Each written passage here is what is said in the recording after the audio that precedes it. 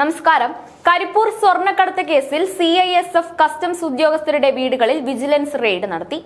സംസ്ഥാനത്തിനകത്തും പുറത്തുമായി കേന്ദ്ര സർക്കാർ ഉദ്യോഗസ്ഥരുടെ വീടുകളിലാണ് പരിശോധന നടത്തിയത്. ഇതാദ്യമായാണ് വിജിലൻസിന്റെ ഇങ്ങനെയുള്ള പരിശോധന.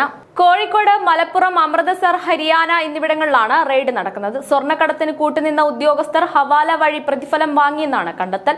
2023 മലപ്പുറം പോലീസ് രജിസ്റ്റർ ചെയ്ത കേസാണ് വിജിലൻസിന് കൈമാറിയത്. കേന്ദ്ര സർക്കാർ ഉദ്യോഗസ്ഥരുടെ വീടുകളിലെ റെയ്ഡിനൊപ്പം തന്നെ ഇടനിലക്കാരുടെ വീടുകളിലും വിജിലൻസ് പരിശോധന നടത്തി വരികയാണ്. മലപ്പുറം വിജിലൻസ് DYSP ആണ് അന്വേഷണ ഉദ്യോഗസ്ഥൻ. CISF assistant command Naveen Kumar, customs inspector Sandeep എന്നിവർ മുഖ്യപ്രതികളായ കേസിലാണ് വിജിലൻസ് ഇപ്പോൾ റെയ്ഡ് നടത്തുന്നത്. ഓരോ ജീവിതവും ഓരോ കഥകളാണ്, വേറിട്ട കഥകളുടെ ഒരു കൂട്ടായ്മ. വേണമെങ്കിൽ നമുക്കതിനെ ഒരു നോവലെന്ന് പേരിടാം.